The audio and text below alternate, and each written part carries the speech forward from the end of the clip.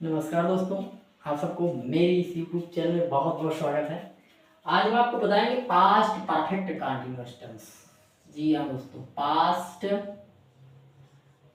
Perfect continuous tense. जी हाँ दोस्तों, बहुत ही इजी तरीके से continuous tense, past perfect continuous tense, इसकी पहचान बताएंगे, रूल्स ऑफ ट्रांसलेट बताएंगे। तो जी हाँ दोस्तों, देखिए इसकी सबसे पहले हम देखेंगे क्या, पहचान देखेंगे। पहचान क्या है? पहचान देखिए, पास्ट परफेक्ट कंटीन्यूअस टेंस की पहचान क्या होगी?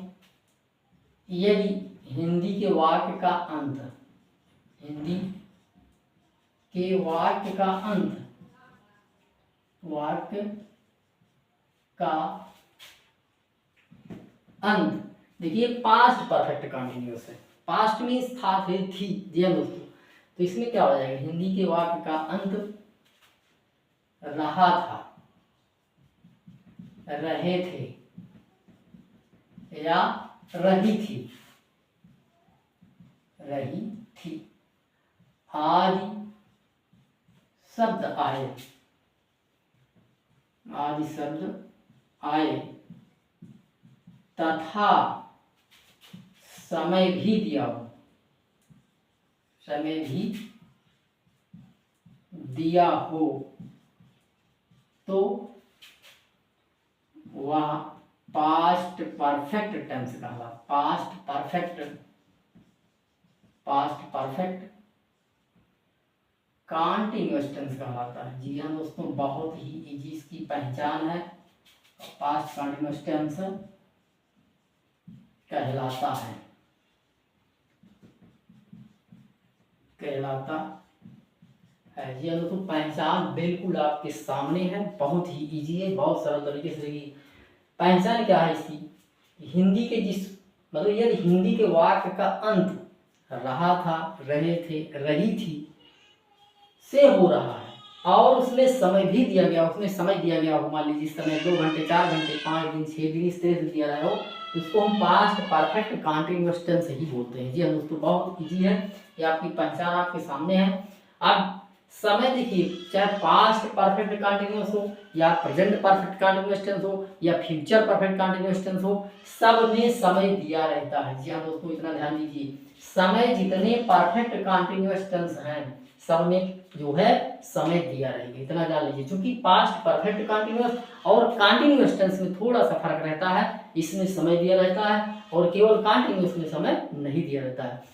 जैसे पास्ट कंटीन्यूअस आपको पढ़ना है, परफेक्ट हटा दिया जाए पास्ट कंटीन्यूअस, तो उसमें भी रहा था, रहे थे, रही थी, आएगा, लेकिन उसमें क्या होगा? उसमें समय नहीं दिया रहेगा। और परफेक्ट कंटीन्यूअस है तो समय दिया रहेगा। जी हाँ दोस्तों, तो बहुत ही इजी है।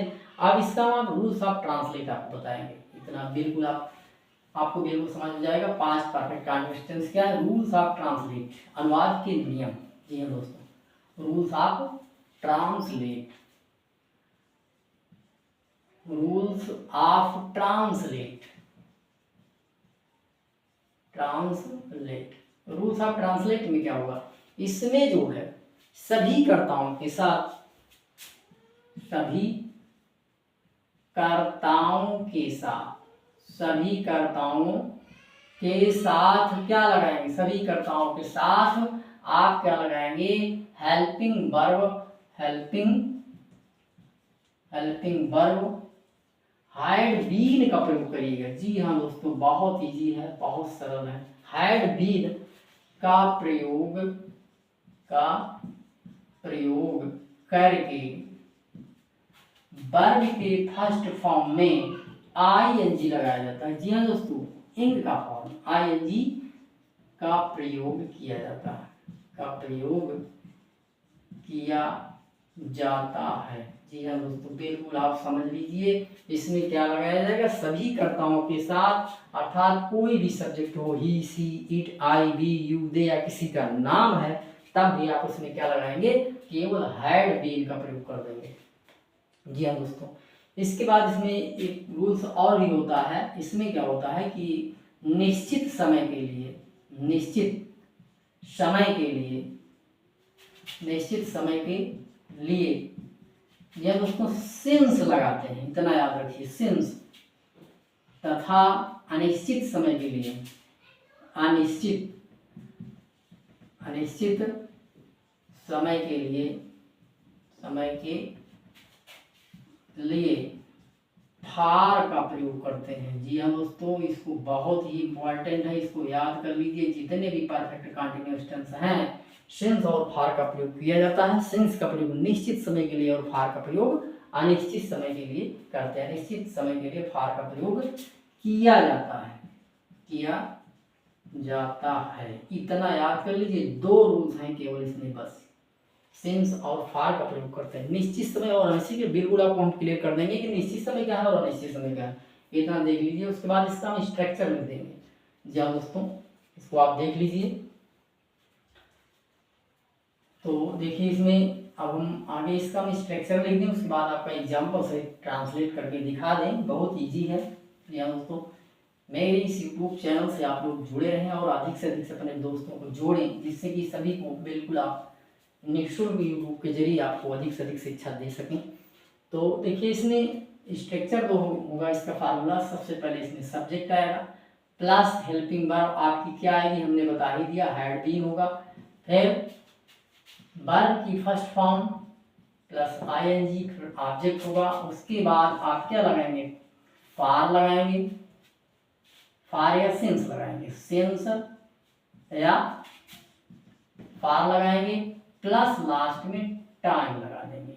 जी हाँ दोस्तों, ये होगा।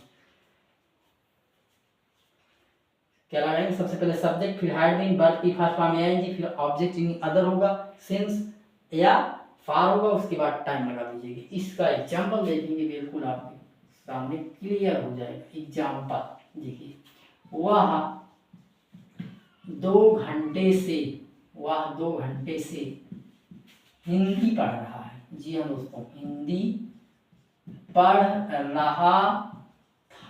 जी हाँ दोस्तों, पढ़ रहा था। अगर हम इसको पढ़ रहा कर देंगे, पढ़ रहा है कर देंगे, तो कौन सा टेंस हो जाएगा, ये हो जाएगा प्रेजेंट परफेक्ट कंटीन्यूअस।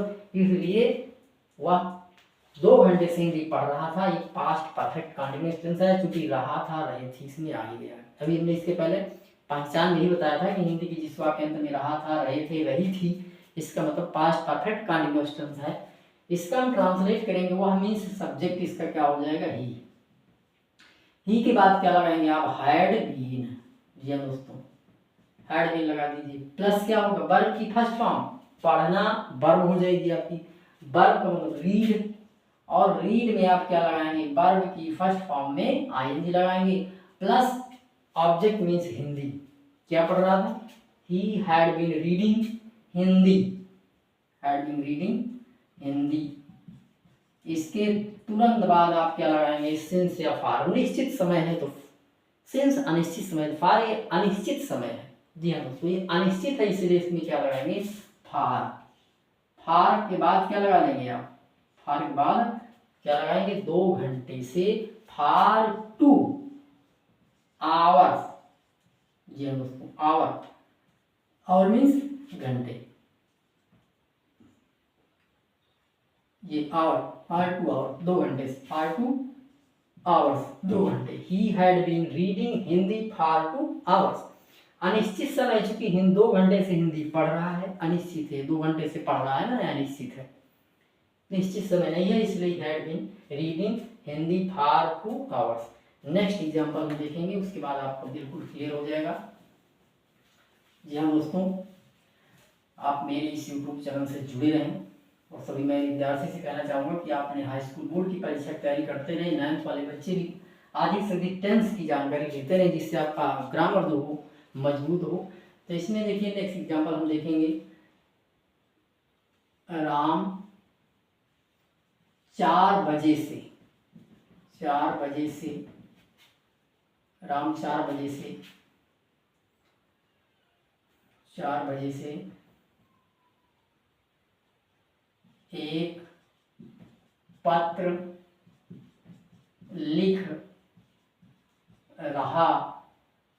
था। 4 बजे से पत्र लिख रहा था, राम 4 बजे से एक पत्र लिख रहा था। इसका हम ट्रांसलेट करेंगे, राम हैड बीन, लिखना मीन्स राइट, राइट में आप आईएनजी लगाएंगे, राइटिंग ए लेटर। उसके बाद निश्चित समय, जी हाँ दोस्तों 4 बजे मीन से निश्चित समय है, बिल्कुल 4 बजे से, इसका मतलब निश्चित है, इसलिए हम इसमें लगाएंगे क्या, सिंस। सिंस 4 o'clock, 4 ऐसा भी लग सकते हैं, ओ क्लॉक, 4 o'clock। जी हाँ दोस्तों, Ram had been writing a letter since 4 o'clock, क्योंकि इसमें 4 o'clock मीन 4 बजे निश्चित समय, इसलिए आप 4 o'clock लगाएंगे। नेक्स्ट एग्जाम्पल अगला देखेंगे,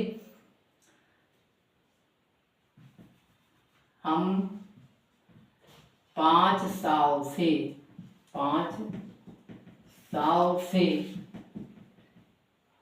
हम 5 साल से दिल्ली में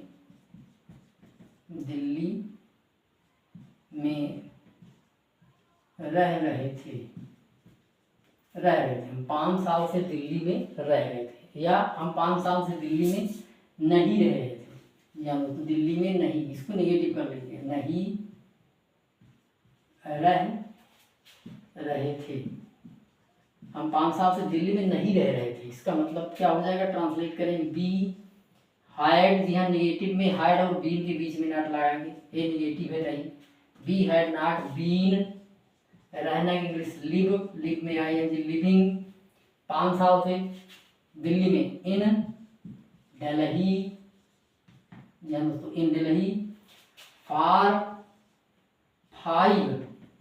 5 साल मीन्स ईयर्स, जी हाँ दोस्तों, be had not been living in Delhi for 5 years, इसका मतलब हुआ कि हम 5 साल से दिल्ली में नहीं रह रहे थे। नेगेटिव सेंटेंस होगा तो आप इसमें हैड और बीन के बीच में नॉट लगाएंगे, जी हाँ दोस्तों, be had not been living in Delhi for 5 years। तो जी हाँ दोस्तों, आपको ये पास्ट परफेक्ट टेंस समझ में आ ही गया होगा। तो मेरे इस यूट्यूब चैनल को लाइक करें, शेयर करें, सब्सक्राइब करें, और हमें कमेंट करके जरूर बताएं कि आपको ये कैसा लगा। जी हाँ दोस्तों, और अधिक से अधिक अपने दोस्तों को, अपने क्लास फेलो को जोड़ें, और आप अधिक से अधिक पढ़ाई करें। धन्यवाद।